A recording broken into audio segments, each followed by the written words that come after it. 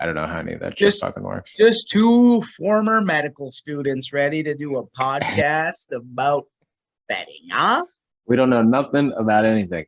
Let's start in the AFC East, where I think, or my pick for the whole thing, my Super Bowl pick is coming out of the AFC East this year. I think a lot of people's Super Bowl pick is too. The Buffalo Bills.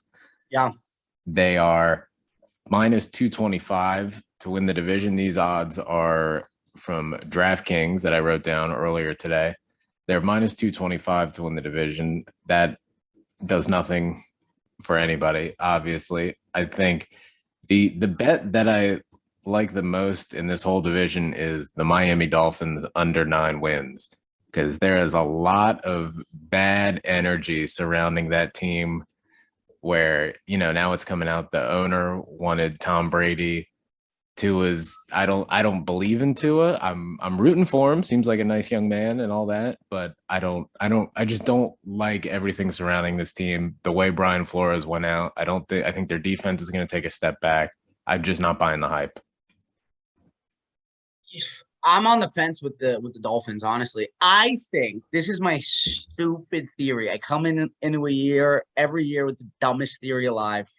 I think the Dolphins and the NFL effed up. Can we swear on this podcast? They effed up so much that I think the NFL is going to give them a little bit of leeway, because if Flores leaves and they look very bad, they look very racist. Yes. It's what I'm saying is incorrect. There's no truth to it, but I'm going to lay off the Dolphins because they have Hill.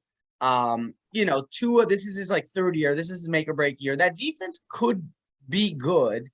And then the Bills to win it all. That's everybody's seemingly pick.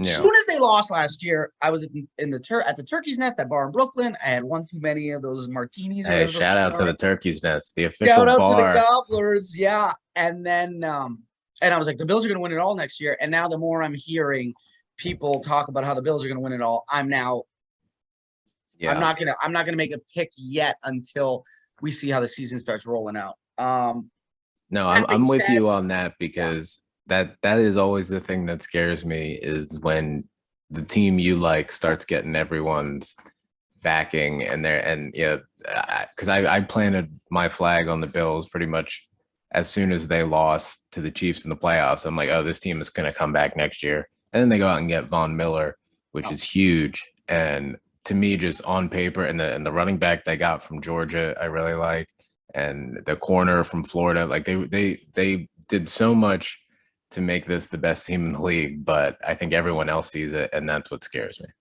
That's the only thing that scares me too. I don't think they're going to be. I think they're going to win the division. It doesn't make sense to really grab them at whatever they are, minus whatever they are. You could always. What are the Patriots at? Patriots to win the division are plus 500. The Patriots are. I don't know. I like their over under right now is 8.5. I like them to get to at least 9 wins. I don't know about making the playoffs, just because the AFC is going to have a ton of teams right in that 8 to 10 win range. Yeah. But I do like them. Belichick is still worth at least 2 to 3 wins a year by himself. Especially the genius of Belichick. We don't know if he did it for sure, but to accidentally text Brian Flores that Brian Dable was getting the Giants job, and all that. It's more evil genius from him. I really like the foundation of the Patriots team. Obviously, their offensive line, and then Mac Jones was probably the best rookie quarterback last year. I don't think there's any way you can make a case for anyone else. So they do see, they're just boring. They're just you look at the roster and it's not exciting. The receivers aren't exciting. The running backs are dependable, but not exciting. It's just, I don't see any way they kind of aren't in that 8 to 10 win range. And I like them to go over. Yeah. How many years do you have to learn to not bet against Belichick, right? It's just, if you look at that team and you go, well, I mean, they don't have the players and the playmakers, you still have to lay off the under on their win totals. And even like, I don't know what their odds are to win the division. Probably, obviously, pretty high. I would imagine they're the third. Plus 500 to win the division for the Patriots. Yeah, you never know. You can put. I mean, I doubt they will, but I don't see the Bills are kind of either. I don't see a version where they can sort of compete in that 12 win range, but definitely in the playoff hunt. Do we have any hope for the Jets whatsoever? Yeah, I do actually. I think their defense is pretty good, and you never know coming into the second year how the quarterbacks are going to be. Lawrence, I'm sure we'll get to him, and then Wilson. I mean, the guy's good. I mean, he's got all the tools and stuff. Does that make you good in the NFL? No, but I have hope. If they shit the bed, I'm not going to be shocked. If they play well, I'd be a little shocked, but not as much as probably other people. But they have a good defense. They got a lot of good draft picks. They're young, and second year quarterback, second year coach. Like, dude, that's tough coming in being the first year coach and then having a first year rookie quarterback. Like, that's tough, dude. Who are their receivers? The receivers, they're bringing back Elijah Moore, their first round pick from last year. They added Garrett Wilson from Ohio State in the first round this year. Yeah. They got Braxton Berrios, the quick slot guy from Miami, who had a lot of big plays last year. They let Jamison Crowder walk. Yeah. He ended up going to the Bills, I believe. I don't know who else they have, but they have. They got some pieces, a little bit of pieces. And I like the drafting young receivers to pair with your young quarterback. Let them grow, let them figure out the ropes together. Zach Wilson was my favorite quarterback coming out of the draft last year. I liked him more than Trevor Lawrence even. I loved watching him at BYU. He's an exciting player. I'm rooting for him. Last year kind of scared me a little bit. He's got, big arm and he looks the part and he moves well. I don't know if I trust that offensive line.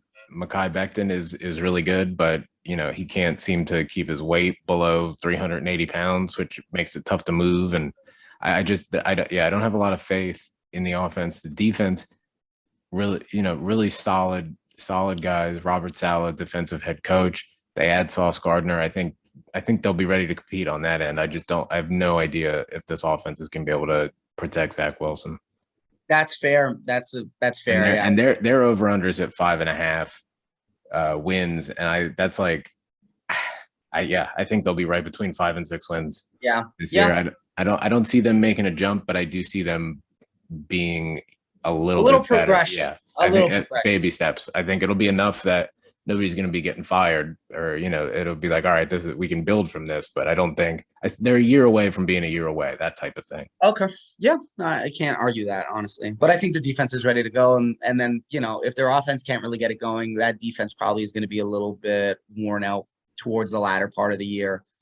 And that's always the problem when your offense can't get anything going and your defense is always on the field. So I think they also have a really tough start to the schedule. If I remember correctly, it's one of those things where it's like, they're probably, even if they play great, they're probably going to be like 2-5 or something. So that, it'll be fun if they can end the year. Anything to get Jets fans excited. Lord knows they need it.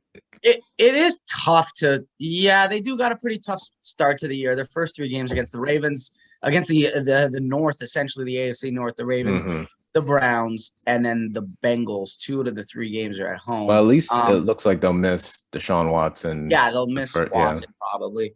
But yeah. Anyways. Well, speaking of Deshaun Watson, we'll get into the AFC North. Now, the Browns, I could not find very many lines for them for team futures. I think people are a little tentative to put anything out because we still don't know what's going on with Deshaun Watson. The independent arbiter recommended a 6-game suspension for him. Goodell's looking into it. It sounds like he might end up getting a little more. I don't know. So the only thing I found was Browns plus 300 to win the division. I don't like them really with or without Watson this year.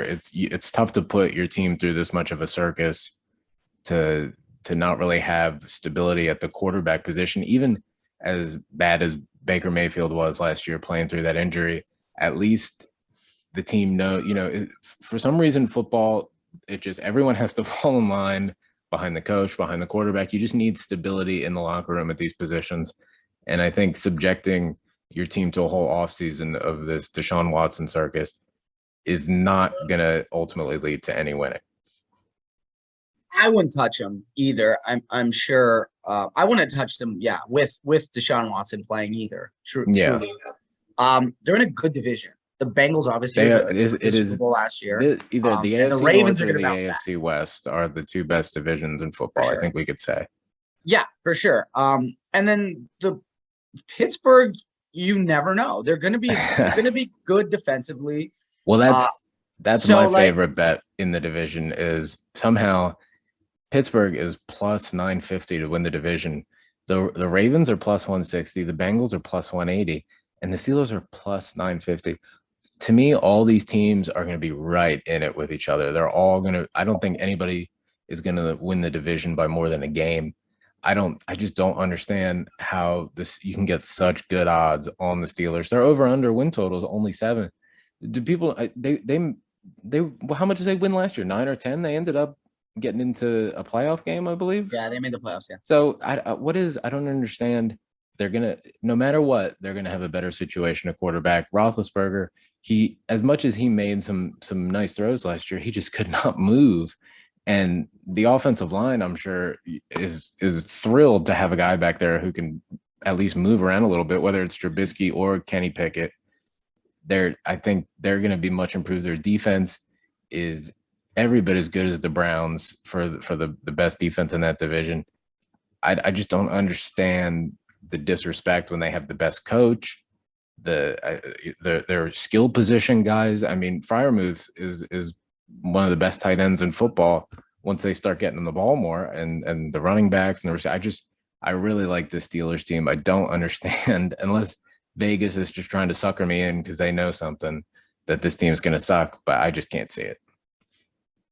They can suck for sure, but yeah, like this division makes no sense to play. Like I think the Ravens were like 210 to open to win the division, and then I guess it's at 160 now, so I guess they're getting a lot of money, and that makes sense because people think they're going to bounce back, and they're probably not going to have the same amount of injuries as they did last year. They really did. They had a bunch of injuries, so they're probably, luck is probably going to be on their side from that angle of injuries, and then they're probably going to be hungry. They got a great coach too. Mm-hmm. So I would think they're going to win the division between them and the Bengals, but does it make sense? It is interesting that, the Ravens have better odds to win the division, but just this, I pulled these from DraftKings. The Bengals over under for wins is 10. The Ravens is 9.5.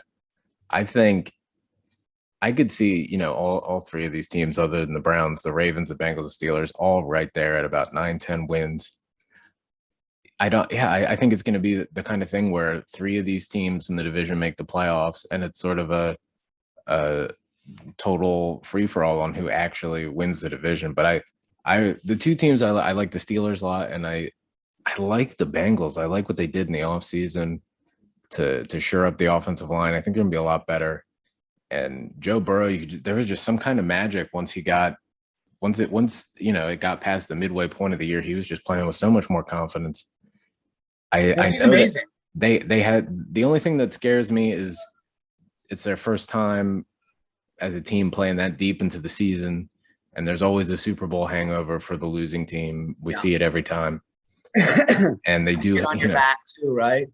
Yeah, and people are going to get jacked to play the Bengals, which I doubt that's ever happened in my lifetime. Yeah, they're not.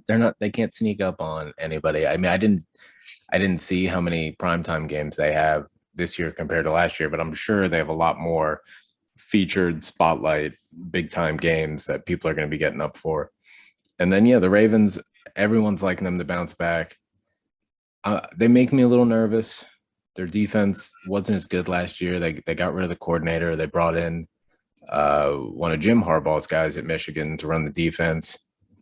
They added some help in the secondary, which people are saying is going to sort of transform what their defense was. They traded Hollywood Brown, but they added Rashad Bateman last year. People think he can replace. So there's a lot of like if when there's a lot of people are just banking on certain changes working out because it's the Ravens and everything always works out for them other than the injuries last year. But I think they're going to be good enough to compete for the division. I don't necessarily buy them as the runaway favorite, which Yeah, is where no, their odds are. absolutely not. Absolutely not.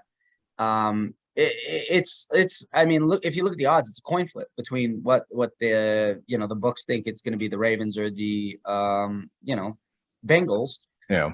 To me, again, it makes no sense to pick a division winner with those odds are so low. I do think both teams probably will go over their win total, though, or the Bengals push at least at 10. I'd probably go with the Ravens to go 9.5 over 9.5. Yeah. Like for 950, like the Steelers are in the circle of trust. You know what I mean? They're that team that's just like you can't ever bet against them. And if you're ever gonna get odds like that, you might as well Exactly. put a little bit down on them. It's not like it would be crazy if they won. I mean, Even just to make the playoffs, they're plus 350. So yeah. the books really are seeing something different with the Steelers than I am. I do trust Lamar Jackson in the regular season way more than I trust him in the playoffs, though. Yeah. So if I had gun in my head, I had to make a decision. I'd probably go with the Ravens over the Bengals. But then playoff time, different story. Yeah, that's sort of the Aaron Rodgers in the NFC thing, where you trust him to rack up the regular season wins, but then for some reason in the playoffs, the last few years, you're just like, I have no confidence in betting on this guy in any sort of weather. So moving to the AFC South, this is a division where I don't think I like anything. The Colts are slight favorite to win the division. It's looking like it seems like people are expecting a little regression from the Titans. They got rid of AJ Brown. They were the number one seed last year and they really shit the bed at home against the Bengals. I have no real read on this division. I would like to take the Jags over 6.5 wins. That might be the only thing I can really see here. I don't know. After last night. Well, now I'm just seeing Doug Peterson back on the sideline. I was just like, oh, I fucking love this guy. I'm going to get a Jags jersey by the end of the year. I guarantee it. So this is an overbet just based on the fact that you see your boy Dougie P on the sideline. This is a total, I trust this man. And where that team was, just you hear some of the players talk and they sound like they, escaped to some safe house or something by getting away from Urban Meyer. They're just like, it's so different here. And they talk to us like adults. And so I just think that energy, they have some talent. They're the number one pick. Trayvon Walker looks really good last night. Yeah, he's an animal. Trevor Lawrence has all the talent in the world. Travis Etienne back after missing a full year. I think there's enough there, not necessarily to get to the playoffs, but I think they can get to 7 wins, make it a little interesting. I think just having a competent adult in the building running things. The Doug Peterson, when he was coach with the Eagles, he wasn't necessarily the best play caller, the best X's and O's guy. He's really good with people. He's a quarterback in the league for 10, 12 years, mostly a backup, but he understands how to communicate, how to build a team. The Eagles always got better at the end of the year. I like the situation he's stepping into to get over 6.5 wins, but nothing more than that. The Jags are plus 450 to make the playoffs. That might be a bridge too far for me. Yeah, I'm with the Jags are again like the Jets in my opinion with second year quarterback, the new coach, but I mean One it of has to these only go up from Urban Meyer.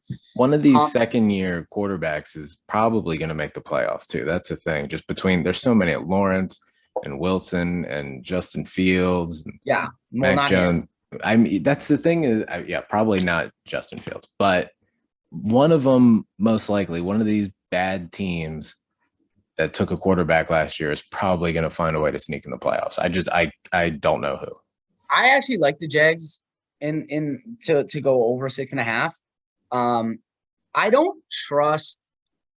Obviously, I don't trust Matty Ice. The man's he's like 37 years old. Yeah, I'm it's 36. I'm aching. I'm in pain. How's this guy gonna play?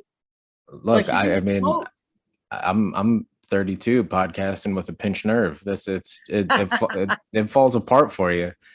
I Yeah, it's funny watching. I've been watching some of the Colts games from last year, and they really were a solid team with just a quarterback that was playing against them. Basically, it was basically like Carson Wentz was playing for the other team at times, just throwing left-handed interceptions and Yeah, doing the stupidest things at the stupidest times.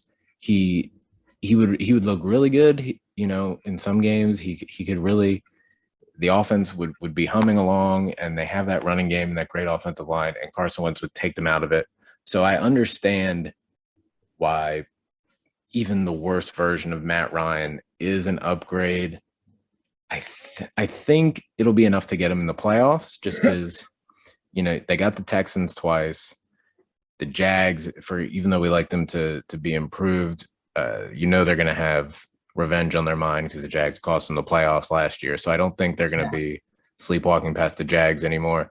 And the Titans, I don't know what to expect. I like their defense. I think they brought in Jim Schwartz and that line is really good. And they lose AJ Brown and Julio's gone, but Julio wasn't doing anything last year anyway. They bring in Robert Woods, who is a guy I really like from the Rams. I can see them hovering right around that 8-9 win, being a wild card team. I think the Colts, just by process of elimination, are probably going to end up winning this division. I think they're the team with the real chance to get over 9 wins, even despite once the playoffs come. I have no real faith in Matt Ryan. We'll see. We'll see how he looks this year. I don't know how I felt exactly about Matt Stafford last year, starting with the Rams, even though he's a little bit more talented, more physically talented player than Matt Ryan is at this point in their careers. But I can't really put my full stamp of approval on Matt Ryan and the Colts. no, and I think Vrabel's like a top 3 coach in the NFL. Honestly, I mean, he said he would cut his dick off to get to a Super Bowl. What else do you want from a coach? I do not like to bet against the Titans ever. So to put my money on a Colts team that I honestly think they got a little worse. I don't think Matt Ryan's good, or he's not. I don't think he's good anymore. He could prove me wrong. He could be good. I think, but I think the best year we've seen Matt Ryan have was in the Kyle Shanahan offense when they went to the Super Bowl. Frank Reich does have an element of quarterback whisper type. Yeah. He is Doug Peterson basically manufactured that whole Super Bowl by playing to Carson Wentz's strengths and then shifting it totally and then going to Nick Foles' strengths.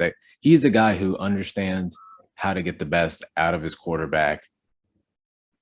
But he understood that better than anybody about Carson Wentz, and he still couldn't really do it. So I think if they don't do some serious winning this year, Frank Reich could be on the hot seat at the end of the season. He might be coaching for his job this year. Yeah, and I wouldn't want Matty Ice being my quarterback if that was the case. And then the Texans, I don't even know. What's their win total? Texans win total is 4.5. I don't hate it. I don't hate it either. They've got I think Davis Mills might not be that bad. I don't think so either. He showed the last few games last year, basically throwing to nobody. and they had a lot of injuries last year too. Yeah. In addition to not having a lot of talent, and then this year they add through the draft. They got Stingley, the corner from LSU. So that's gonna, ideally that would help their defense immediately. 4.5 wins. I think they can get over 5, but yeah, I'm not sure of it, and I'm not seeing anything else here in terms of making the playoffs or anything like that is relevant with them. Yeah, the only thing you can really bet on with the Texans is the totals and for the wins. And I would probably go over 2. I'm not going to, but I don't think Davis Mills is bad either. And last year they were in shambles. Yeah. Deshaun Watson, this guy's gonna have back-to-back years where he, fucks the team up, Yeah. or they're in a bit of a, whether it's his fault, it is his fault. Obviously we got to get political here, but the man's made some mistakes. So like they weren't in the greatest situation to start the year anyways. They did get a little bit better throughout the year, so I wouldn't really, but again, it is the Texans and they have nobody, so you're gonna fucking put money on them to go over 5 wins? I don't know. But I think there will be, they'll just be like the good vibes boost of them having Lovie Smith on the sideline, hopefully with his big white beard. Still, I don't mean to speak for you, but just in terms of the show, the podcast, officially, we're coming out as very big supporters of Lovie Smith's beard. Ever since he got carried off the field at Illinois in the snow, that's where Lovie Smith really became a fan favorite for this podcast. So I think, in the South, we don't really have a bet we like there other than the Jags over, but no division, nothing. It's, to me, that's kind of the division where anything could happen. I don't see. Yeah, I'd lean Titans to win the division over the Colts. That's it. All right, and so we'll get to the AFC West here, where my favorite bet is Raiders plus 650 to win the division. Same. I love this Raiders team. I love Josh McDaniels going there. That offense, I think, is going to be one of the best in football.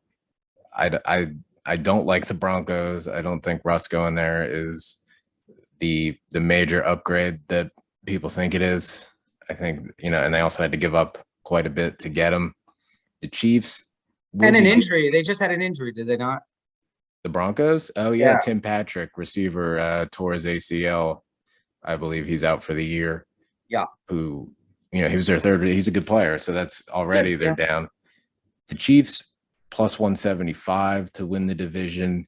I think they're going to start slow. I still like them. Andy Reid, one of the best coaches at adjusting his offense to his strengths. I think they're going to run the ball more this year. Travis Kelce, he's old for a tight end. It's going to be tough to use him effectively for a whole season. Last year, they kind of waited to get him going in the second half, sort of conserve him. I don't think they can afford to do that this year. I think as the new receivers, they added Valdez-Scantling, they added Juju Smith-Schuster, drafted Sky Moore. I think until those guys come along, you're going to have to lean on Travis Kelce. And then I think the running game with Edwards-Helaire is that we're not talking fantasy, but that would be a fantasy sleeper for me this year is Edwards-Helaire. I think he's going to end up having to get more touches. I think they're just going to have to run the ball because the offensive line, which was a weakness, is now probably their best strength on the offense. This is obviously the toughest division. Everyone's gonna, jump on the Denver train because they got Russ, obviously, and then losing Tyreek Hill is not going to help the Chiefs Packers. Everyone loves the Chargers, and I get it, but this is like a Bills thing with me. If everyone's on them, like a lot of people are on the Chargers. I've heard a lot of people like the Chargers are going to go. No, yeah, that's the smart NFL person pick. Is it though? Well, I mean, they're good and they could win, but like also they crumble every year. That's the thing. It's the analysis of looking at the roster and looking at the moves they made in the offseason. It was like, okay, here were their holes. And yes, they did manage to improve and sort of fix their lack of being able to stop the run on defense. They added to that. They should get better.